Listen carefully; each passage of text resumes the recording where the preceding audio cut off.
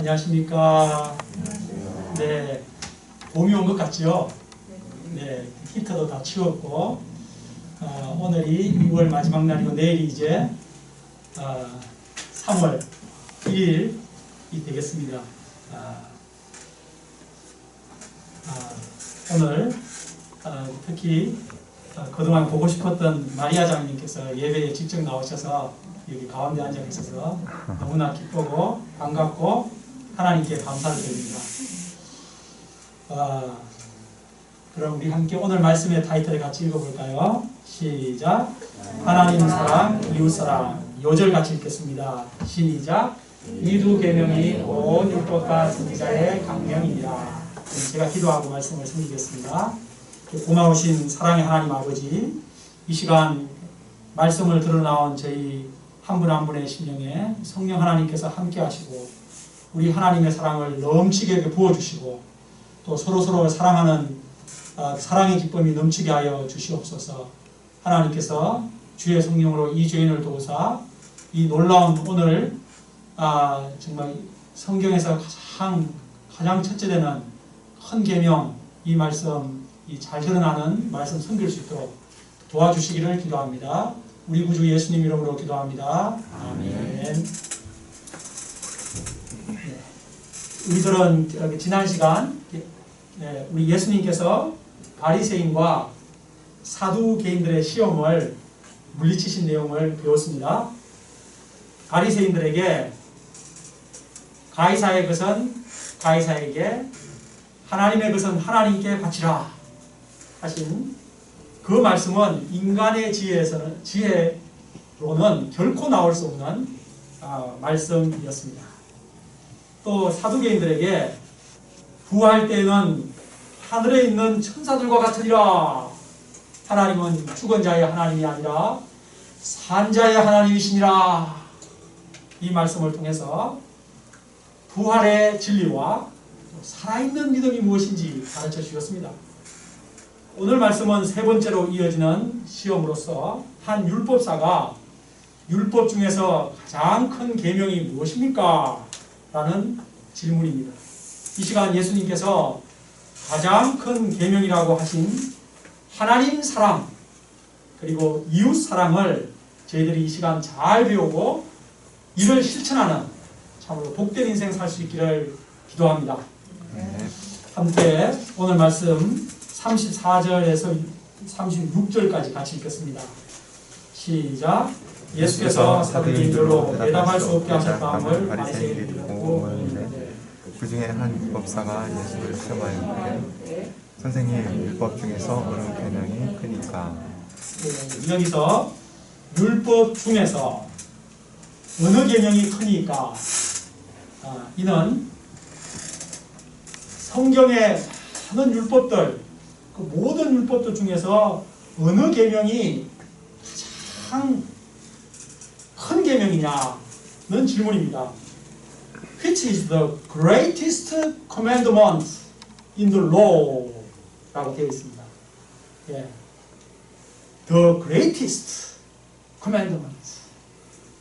이 질문이 왜 예수님께 시험이 될까요?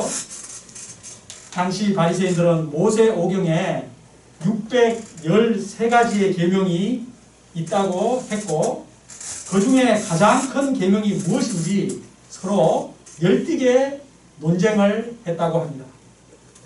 가장 큰 계명을 알기 위해서는 율법 전체를 정확하게 통달해야만이 가능합니다. 율법사는 이 어려운 질문을 예수님이 대답할 수 없을 것이라고 생각했을 것입니다. 그러나 우리 예수님이 누구이십니까?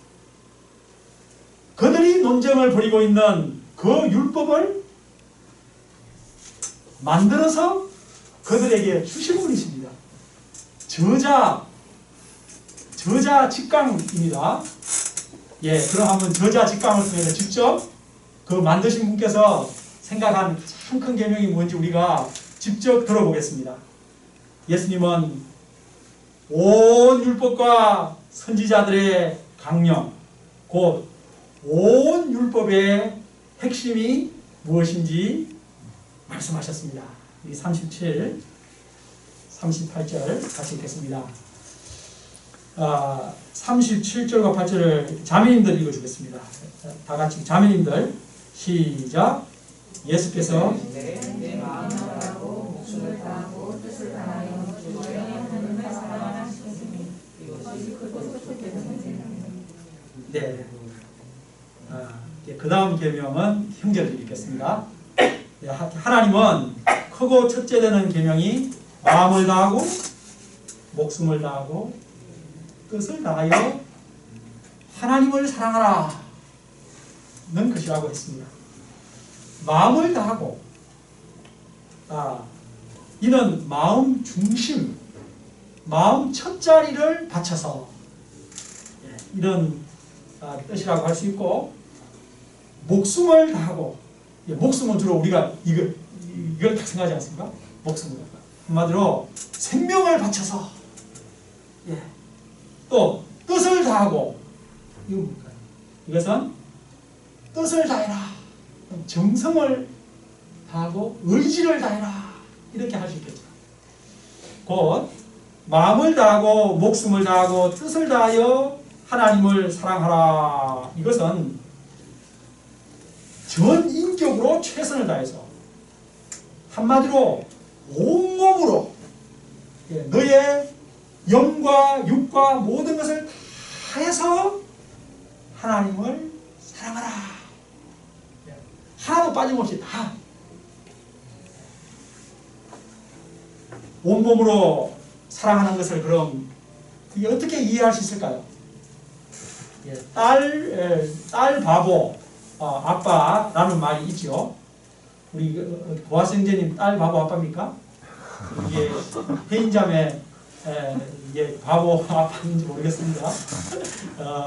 네, 하영이 저는 딸 바보 아빠 맞습니까?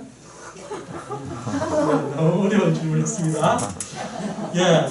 이는 요즘의 신조어로서 딸을 온몸으로 사랑하는 아빠를 표현하는 말입니다. 우리 헌수 박사님이 딸 바보 아빠인 것 같아요. 또 마눌 바보 남편, 마눌 바보 남편이라는 말도 있어요. 이것은 온몸으로 자기 아내를 사랑하는 남편을 일컫는 요즘 말입니다. 아마 부기고 형제님이 요즘 그런 사람인 것 같습니다. 옛날에는 어떤지 모르지만 요즘 특히 딱 제가 보면 정말 저기 마눌 바보 남편이 정말 된 것 같습니다. 아주 좋습니다. 딸 바보 아빠나 마눌 바보 남편이 되면 어떻게 되죠? 그 딸과 자기 아내를 안 보면 보고 싶어 하고, 또 보면 계속 또 더 함께 하고 싶어 합니다. 그리고 좋은 것, 소중한 것을 아낌없이 다 이렇게 내어주는, 그래서 무슨 부탁도 다 들어주는 그런 사람이 됩니다. 이런 관계가 바로 온몸으로 사랑하는 관계라고 볼 수가 있겠습니다. 여러분은 하나님과의 관계에서 여러분은 어떠하십니까? 하나님이 더 보고 싶고, 하나님이 더 함께하고 싶고, 더 하나님이 사모해지고, 가장 귀한 것으로 하나님을 또 나의 가장 귀한 것을 들여서 하나님을 섬기고 충성하고 싶고, 여러분 그렇습니까? 여러분의 마음 중심에 첫 자리에 하나님이 계십니까? 아니면 세상 것들이 있습니까? 여러분의 마음 첫 자리 중심에 하나님이 있습니까? 아니면 돈이 있고 게임할 생각이 있고 취미활동 이 마음 첫 자리에 있고 또는 다른 무엇이 있습니까? 이 시간 자신을 겸손하게 솔직하게 자기의 가슴에 손을 얹고 자기 마음 첫 자리에 하나님이 있는지 한번 생각해 봅시다. 우리와 하나님의 사이가 딸 바보 아빠나 마눌 바보 남편처럼 온몸으로 사랑하는 관계, 전 인격을 들여 최선을 다해 사랑하는 그런 멋진 관계가 될 수 있기를 기도합니다. 그러면 왜 우리가 하나님을 이처럼 전인격을 들여서 온몸으로 하나님을 사랑해야 하는 것입니까? 하나님이 왜 이것을 명령으로 주신 것입니까? 사랑하라! Love your God with all your heart, all your mind, all your strength. 예. 그것은 하나님이 우리를 먼저 그렇게 사랑하셨기 때문입니다. 하나님께서 우리를 사랑하여 여러분의 이 고귀한 목숨을 주셨습니다. 그리고 이 땅에 오신 예수님께서는 자기의 생명을 십자가에 내어주시기까지 우리를 사랑하셨습니다. 요한일서 4장 10절은 이렇게 말합니다. 사랑은 여기 있으니 우리가 하나님을 사랑한 것이 아니요 하나님이 우리를 사랑하사 우리 죄를 속하기 위하여 화목제물로 그 아들을 보내셨음이니라. 로마서 5장 8절도 말합니다. 우리가 아직 죄인 되었을 때에 그리스도께서 우리를 위하여 죽으심으로 하나님께서 우리에게 대한 자기의 사랑을 확증하셨느니라. 하나님께서, 예수님께서 이렇게 우리를 먼저 사랑하셨습니다. 그러므로 우리도 나의 생명의 창조주이신 하나님과 또 나를 구원하기 위해 십자가에서 생명을 희생하신 예수님을 가장 사랑하는 것이 마땅한 줄 믿습니다. 하나님이 나를 사랑하신 것처럼 나도 하나님을 생명을 다 바쳐 사랑해야 합니다. 전인격을 다 해서 최선을 다해 온몸으로 사랑하는 여러분들 될 수 있기를 기도합니다. 구체적으로 늘 하나님께 감사, 경배드리는 삶을 사는 것입니다. 또 더 구체적으로 말하면 그분의 말씀에 순종하여 말씀을 지키는 삶을 사는 것입니다. 요한일서 5장 3절은 말합니다. 하나님을 사랑하는 것은 이것이니 우리가 그의 계명들을 지키는 것이니라. 우리가 하나님의 계명을 지키기 위해서는 먼저 계명의 내용들을 잘 알아야 합니다. 요즘 맥체인 성경 읽기를 하는 것은 하나님의 계명을 잘 알기 위한 참으로 좋은 방법입니다. 우리가 하나님을 아는 만큼 사랑할 수 있습니다. 또 사랑하는 만큼 그분의 말씀에 순종할 수가 있습니다. 그리고 우리가 하나님의 말씀을 주야로 읽고 그분의 말씀에 순종하는 삶 살기를 기도합니다. 여러분과 제가 하나님을 늘 마음 첫자리에 모시고 온몸으로 최선을 다해 사랑하는 복된 분들 되시기를 기도합니다. 자, 둘째 계명 우리 형제님들이 읽겠습니다. 우리 39하고 40입니다. 자, 둘째도 시작. 둘째도 그와 같으니 내 이웃을 내 자신과 같이 사랑하라 하셨으니 이 두 계명이 온 율법과 선지자의 강령이니라. 하나님 사랑 다음으로 중요한 계명은 이웃 사랑. 예수님은 이웃을 사랑하되 내 자신과 같이 사랑하라고 하셨습니다. 우리가 자신을 얼마나 사랑합니까? 자기 사랑은 거의 자동적입니다. 배고프면 자동적으로 냉장고 문을 열고 맛있는 것을 찾아서 집어넣어줍니다. 피곤하면 쉬어주고 아프면 병원에 가서 주사도 맞고 약도 넣어줍니다. 사람들의 자기 사랑은 이처럼 오토매티컬리 아주 본능적입니다. 자신을 이렇게 사랑해 주는 것은 좋은 일입니다. 그런데 예수님은 이웃도 그렇게 똑같이 사랑해 주라는 것입니다. 자신을 사랑하는 것과 똑같은 수준으로 이웃을 사랑해 주라는 것입니다.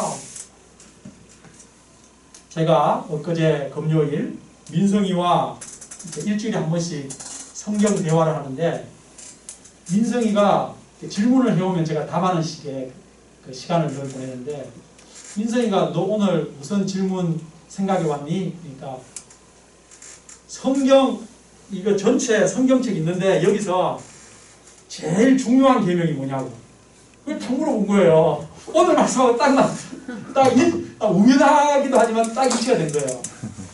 아니 이런 질문을 하는 것부터가 아주 이거는 아주 브릴리언트한 거죠. 아주 영적 소원이 있는 것입니다. 예. 예, 무엇이든지 아주 천재성을 발휘한 사람은 그 가장 중요한 핵심을 탁 물을 줄 알거든요. 그리고 그 본질을 알고자 하는 것입니다. 그래서 이렇게 대화를 해서, 그래서 저는 또 이제 대화를 들으면 바로 답을 안 해줘요. 다 대화하면 왜 우리가 하부르타식을 하는 거죠. 아, 민성아, 예, 제가 이제 이 말씀을 읽어주고 나서 여기서 이웃을 자신처럼 하나님을 사랑하는 것, 이웃 사랑하는 거 했는데 하나님 사랑 다 얘기 끝나고 나서 이웃을 자신처럼 사랑하는 것은 어떻게 하는 것일까? 이걸 제가 질문했습니다. 그러자 민성이가 뭐라고 대답했는지 아세요? 아, 자기처럼 사랑하는 거요? 그거는 내가 위로를 받고 싶은 것처럼 남도 위로를 받고 싶다는 것을 알고 남을 위로해 주는 거예요. 또 내가 이렇게 남으로부터 이렇게 존중받고 싶은 것처럼 남도 존중받고 싶다는 것을 알고 존중해 주는 거. 그러면서 또 여러 가지를 또 이야기해요. 아주 다 맞는 말들이에요. 참으로 아주 아이가 영적으로 스마트합니다. 그러니까 자기가 받고 싶은 대로 남에게 이제 똑같이 해준다는 얘기를 이제 얘는 이제 하는 것이죠. 그러니까 이제 거기서 이제 얘기 좀 그런 것도 있어요. 내가 왕따 당한다든지 디스 당하는 거 싫으니까 남에게도 그렇게 해주지 않는 거예요. 그건 약간 부정적인 측면에서 또 그렇게 또 설명하는 거예요. 그러니까 긍정적인 측면에서 부정적인 측면에서 설명을 잘 하더라고요. 예. 아주 너무나 아주 소망스러운 우리 민성이가 잘 자라서 우리 사모님 엄마가 얼마나 기쁠까. 저는 아주 그 생각이 됐습니다. 우리는 자신이 위로받고 싶고 존중받고 싶고 사랑받고 싶고 칭찬받고 싶고 격려를 받고 싶습니다. 여러분 중에 디스 받고 싶은 사람 있습니까? 그와 마찬가지로 남도 그렇게 받고 싶다는 것을 알고 똑같이 그렇게 해주는 것입니다. 이것이 나 자신처럼 남을 사랑하는 것입니다. 예수님의 마태복음 7장 12절 말씀이 바로 그 말씀입니다. 그러므로 무엇이든지 남에게 대접을 받고자 하는 대로 내가 남을 대접하라. 이것이 온 율법이요 선지자니라. 이처럼 세상 모든 사람들이 이웃을 자신처럼 똑같이 사랑하게 할 수만 있다면 이 세상이 얼마나 좋은 세상이 될까요? 금방 천국이 되겠죠. 이 세상의 각종 범죄들이 다 사라질 것입니다. 이웃을 자신처럼 사랑하는데 이웃을 살인하겠습니까? 간음하겠습니까? 이웃을 사랑하는데 자기처럼 이웃의 물건을 도둑질해 오겠습니까? 이웃을 해롭게 하는 거짓 증거를 하고 이웃의 물건들을 탐내겠습니까? 이웃을 사랑하기만 한다면 10계명의 인간에 대한 계명은 다 지켜지는 것입니다. 자동적으로. 하나님은 우리가 이처럼 서로 이웃을 자신처럼 사랑하기를 원하십니다. 예수님께서 이 세상에 오신 목적, 십자가를 지신 목적도 우리가 서로 사랑하는 사랑의 공동체를 이루어주기 위해서입니다. 예수님이 마지막 최후의 만찬에서 하신 발을 씻어주시면서 하신 최후의 계명의 말씀도 무엇입니까? 바로 그 서로 사랑의 공동체의 모형이 바로 이 땅에 무엇이죠? 우리들의 이 교회인 것입니다. 우리 관악칠부교회가 서로를 자신의 몸처럼 사랑하는 천국 같은 교회 공동체 이루어질 수 있기를 기도합니다. 자, 그런데 우리가 남을 사랑하되 자신처럼 사랑한다고 했잖아요. 근데 조금 더 세밀하게 생각해 볼 필요가 있습니다. 우리가 남을 사랑하되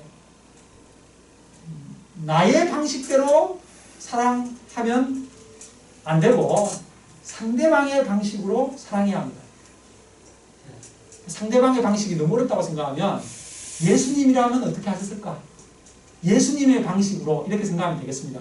어쨌든 이 상대방의 방식으로, 나의 방식이 아니라 상대방의 방식으로 사랑한다는 이것은 사랑의 방법, 사랑의 기술이라고 말할 수 있겠습니다. 여러분, 우리가 익히 알고 있는 소와 사자의 사랑 이야기 알죠? 우리 예인이 소와 사자가 서로 사랑하는 이야기 알아요? 몰라요. 그러면 이제 모르는 사람이 있으니까 세안이 알아요? 세안이도 모르는구나. 됐다. 그러면 이걸 이제 설명을 한번 해볼게요. 이거 아주 유명한 얘기인데 옛날에 소와 사자가 있었습니다. 둘은 너무나 사랑해서 결혼까지 했어요. 서로를 위해 최선을 다하여 사랑하겠다고 언약식도 했어요. 그런데 서로 어떻게 사랑을 했는지 아십니까? 소는 사자를 위해서 날마다 최고급 풀을 대접을 했습니다. 사자는 그 풀 먹기 싫었지만 사랑하는 소를 위해서 참고 먹었습니다.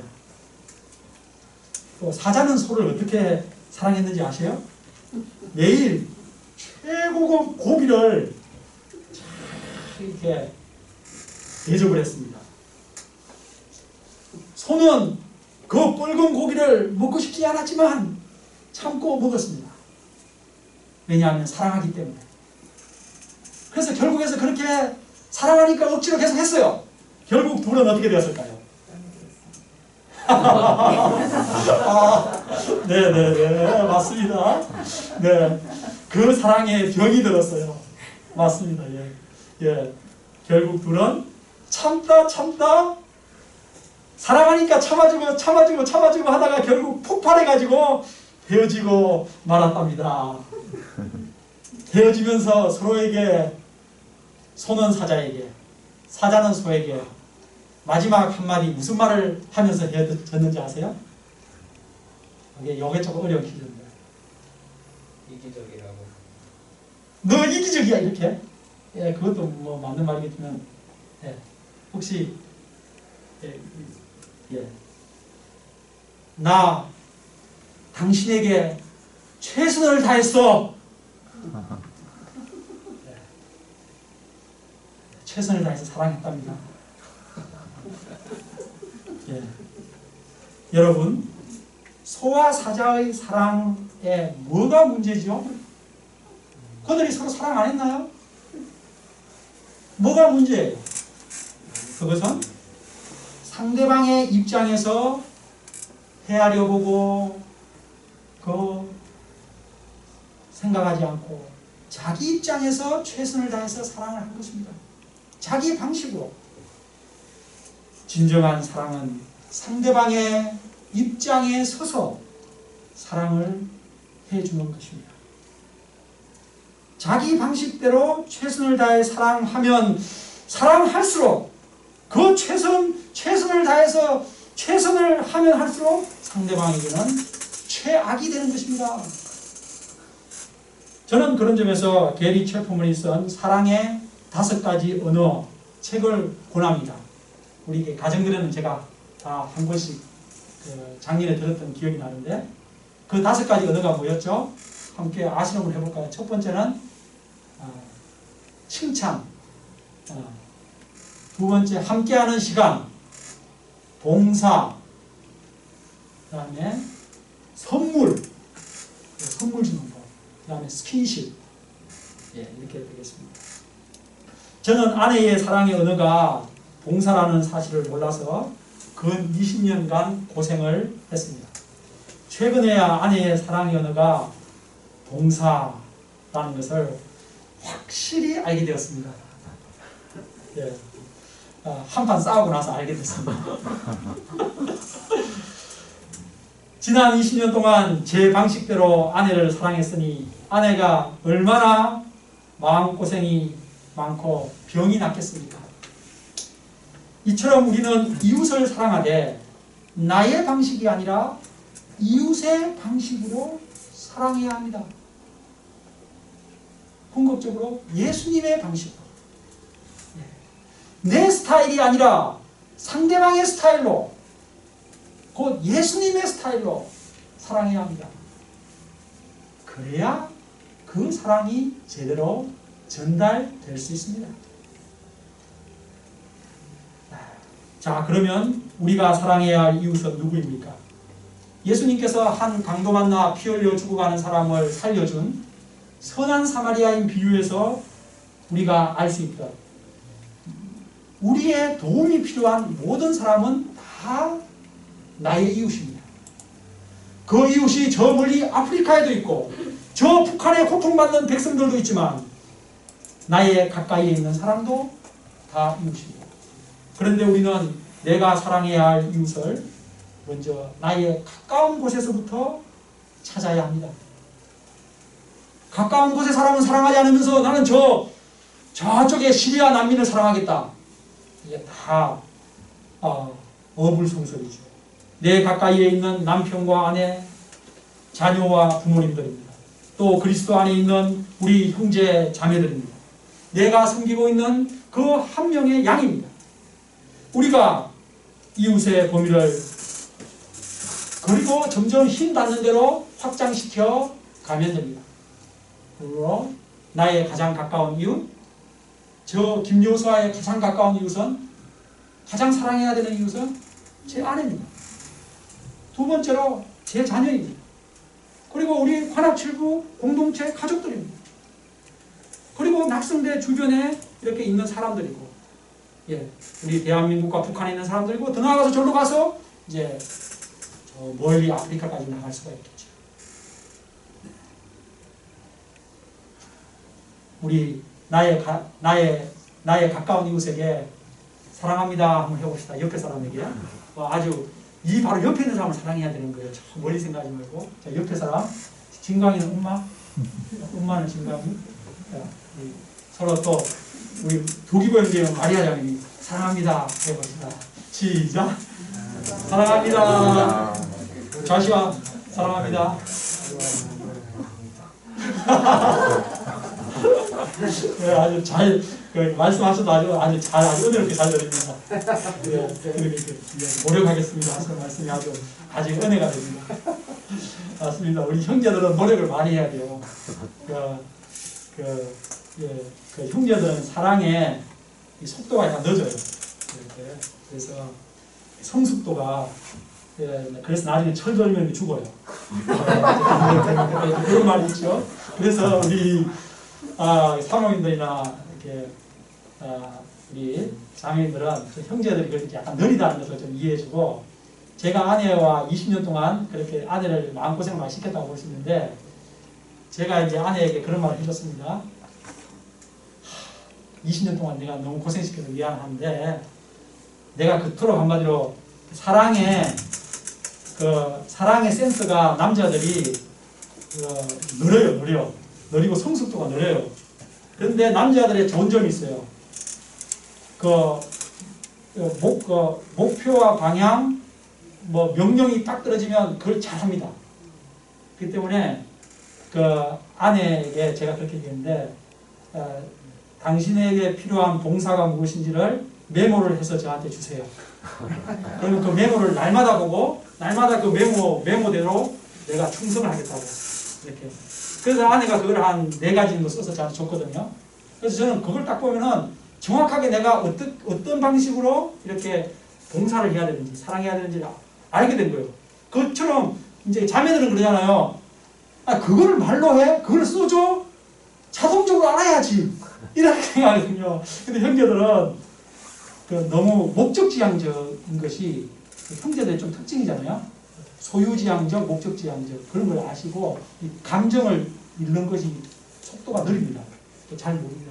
그래서 자매님들에게 제가 부탁한다면은, 형제들에게는 나는 이런 방식으로 이것을 원한다, 이렇게 정확하게 알려주는 것이 꼭 필요합니다.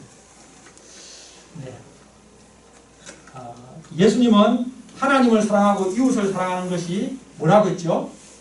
온 율법과 선지자의 강령, 강령이라고 하셨습니다. 여러분 강령이라는 단어 요즘 잘 사용하지 않잖아요. 강령이라고 하는 것은 가장 중요한 뼈대, 핵심, 뭐 요약 이렇게 되겠습니다. 또는 기둥 뭐 이런 말입니다. 그리고 본래 강령의 그 원뜻은 매달다는 뜻입니다. 또 하나님 사랑과 이웃 사랑이 온 율법과 선지자를 매다는 중심 기둥이다 이런 말입니다. 온 율법과 선지자의 글이 다 이 두 계명에 하나님 사랑과 이웃 사랑 계명에 다 매달려 있다는 뜻입니다. 한 뿌리에서 많은 줄기가 나오듯 또 한 나무 기둥에서 많은 이렇게 가지가 나오잖아요. 예를 들어서 여기 보면은 이게 소철인데 여기 지금 기둥이 여기 있죠. 기둥에서 이 많은 이파리가 한 20개 정도가 나와 있죠. 이렇게 줄기들이.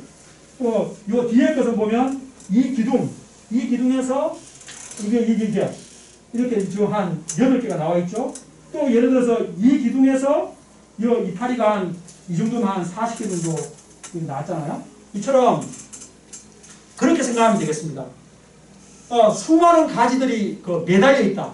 아까 매달려 있다고 한 것처럼 성경의 그 모든 수많은 그 크고 작은 계명들이 다 하나님 사랑, 이웃 사랑 이 두 계명에 이렇게 다 매달려 있다는 거예요. 이렇게 다 매달려 있다는 거예요. 이쪽에 무슨 뜻인지 이해하셨죠?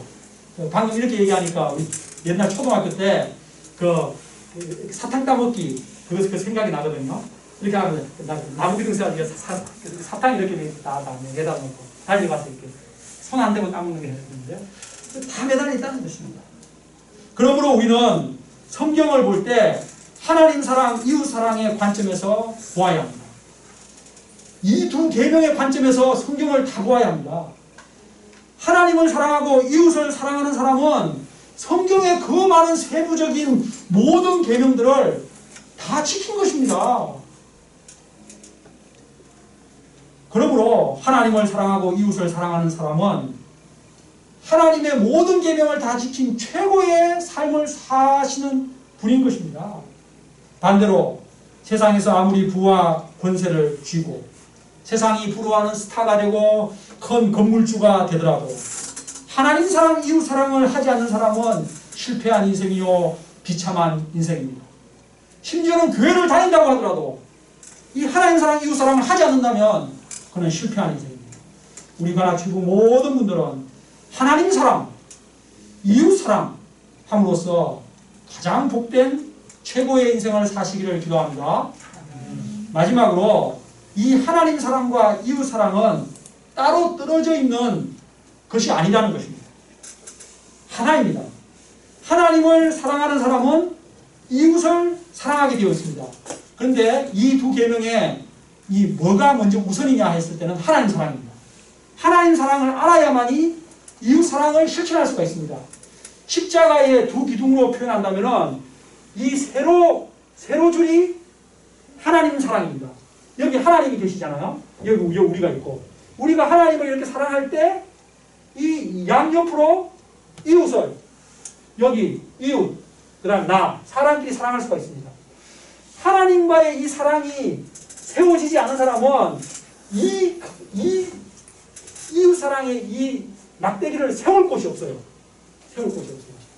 네. 자, 하나님을 사랑하는 사람은 이웃을 반드시 사랑합니다. 하나님을 사랑하노라 하며 이웃을 사랑하지 않는 사람은 신앙은 가짜입니다. 요한일서 4장 20절, 21절은 말하고 있습니다. 보이는 바 그 형제를 사랑하지 아니하는 자는 보지 아니하는 바 하나님을 사랑할 수 없느니라. 우리가 이 계명을 받았나니 하나님을 사랑하는 자는 또한 그 형제를 사랑할지니라. 보이는 형제도 사랑하지 못하면서 어떻게 보이지 않는 하나님을 사랑할 수 있겠습니까? 그러므로 하나님의 사랑을 진정으로 체험한 사람, 그래서 하나님을 진심으로 사랑하게 된 사람은 형제를 사랑합니다. 하나님 사랑은 이웃 사랑으로 반드시 나타납니다. 이웃 사랑이 좀 부족하면 그 사람은 회개하게 됩니다. 왜냐하면 하나님 사랑을 자기가 실천하지 못하고 있다는 것을. 우리가 이웃 사랑을 통해 하나님 사랑을 나타내는 분들이 되기를 기도합니다. 자, 우리가 오늘부터 이웃 사랑을 나의 가까운 사람부터 실천할 수 있기를 기도합니다. 자기 남편은 아내에게, 아내는 남편에게, 아버지는 아들에게, 또 아들은 아버지에게, 목자는 양에게, 양은 목자에게, 성도들 상호간에 사랑을 실천하는 여러분과 제가 다 되기를 기도합니다. 자, 놀라운 지혜로 세 번의 시험을 이제 다 물리치셨습니다. 예. 바리새인, 사두개인, 율법사 다 물리치셨어요. 이제 예수님은 역으로 그들에게 챌린지 하십니다. 우리 함께 41, 2절을 읽겠습니다. 시작. 바리새인들이 모였을 때 예수께서 그들에게 너희는 그리스도에 대해서 어떻게 생각하느냐? 누구의 자손이냐? 대답하되 너희는 그리스도에 대하여 어떻게 생각하느냐? 그리스도가 누구의 자손이냐? 이 예수님의 질문에 바리새인들은 너무 쉬운 질문을 하시는군 하며 다윗의 자손이니이다 라고 대답했습니다. 바리새인들은 그리스도가 다윗의 자손으로 와서 다윗 왕처럼 주변 나라들을 정복하고 이스라엘을 강대국으로 만들어 줄 것이라고 생각했습니다. 그들의 그리스도가는 지극히 현세적이요 정치적이었습니다. 이에 예수님은 시편 1절 말씀을 인용하여 그들의 잘못된 그리스도관을 도전하셨습니다. 우리 마지막 43, 4절 읽겠습니다. 시작. 이러시되 그러면 다윗이 성령에 감동되어 어찌 그리스도를 주라 칭하며 주께서 내 주께 이르시되 내가 내 원수를 내 발을 뜯듯이 내 우편에 앉아있으라 하셨도다 하느니라. 여기 44절에서 앞에 주께서 내 주께, 앞에 주는 하나님, 뒤에 주는 예수님을 말합니다. 하나님께서 예수님께 말씀하시기를 이러시되 이렇게 말하네요. 예수님께서 인용하신 이 시편 110편은 다윗의 시인데 메시아에 대해 예언한 시입니다. 이 시에서 다윗은 성령의 감동을 받아서 그리스도를 내 주라고 칭하였습니다. 또한 다윗은 그리스도께서 하나님 보좌 우편에 앉으실 것을 예언하였습니다. 이것은 구체적으로 말하면 그리스도께서 장차 십자가에 죽고 부활 성천하셔서 하나님 보좌 우편에 모든 원수가 정복될 때까지 앉아 계실 것을 말하는 것입니다. 그리스도는 예수님 그리스도는 비록 육신적으로는 다윗의 자손 요셉의 가정에서 태어났지만 사실은 다윗의 주요 하나님이십니다. 그리스도가 다윗의 주 하나님이시라는 사실을 밝히신 예수님은 바리새인들에게 마지막으로 질문을 던졌습니다. 다윗이 그리스도를 주라 칭하였은즉 어찌 그의 자손이 되겠느냐? 주라고 칭한 사람이 이 자손이 될 수가 있느냐는 것입니다. 그거에 대해서 한번 대답을 해보라는 것입니다. 그러자 바리새인 중에 한마디도 능히 대답하는 자가 없고 그날부터 감히 그에게 묻는 자도 없었습니다.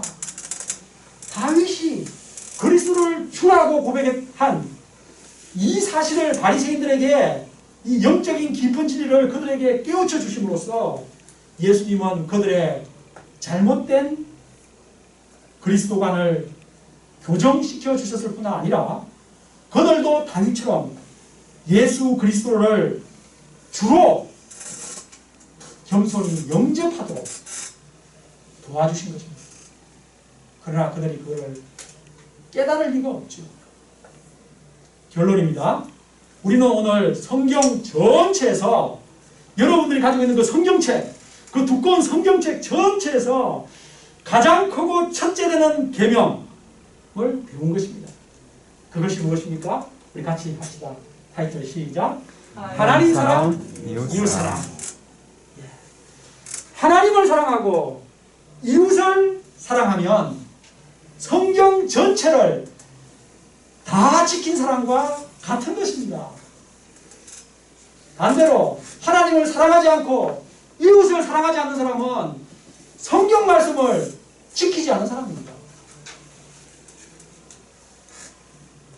우리가 하나님을 사랑하고 이웃을 사랑하고 성경 전체를 제대로 지키는 사람들이 될 수 있기를 기도합니다. 성경 세세하게, 우리 중고등학생들 성경 아직 다 모르잖아요. 세세하게. 저도 다 몰라요. 세세하게 다 몰라도 돼요. 하나님을 사랑하고 이웃을 사랑하면 됩니다. 근데 하나님을 어떻게 사랑하라고요? 조금? 그냥 두 번째로 온몸으로 마음 첫자리에 베스트로 하나님을 사랑하고 이웃은 또 그 다음에 어떻게 사랑하고요? 나 자신, 내 몸을 사랑하듯이 그렇게 사랑하는 가장 복된 삶, 최고의 삶을 사시는 우리 관악칠구 모든 분들 될 수 있기를 기도합니다. 그럼 기도하겠습니다. 고마우신 하나님 아버지, 저희들에게 온 성경 말씀에 가장 중추적인 뼈대와 기둥이 되는 가장 중요한 첫 번째 되는 계명, 바로 하나님 사랑, 이웃 사랑을 가르쳐 주셔서 감사합니다. 저희가 하나님을 사랑하되 건성건성 사랑하지 않게 하시고 마음 첫자리, 중심 첫자리에 베스트로 온몸으로 사랑할 수 있도록 도와주세요. 그리고 이웃을 내 몸처럼 귀하게 사랑하게 하여 주시고 우리 관악칠구가 서로 그렇게 나의 이웃을 내 몸처럼 사랑하는 천국 공동체가 되게 하여 주세요. 우리 주 예수님 이름으로 기도합니다. 아멘.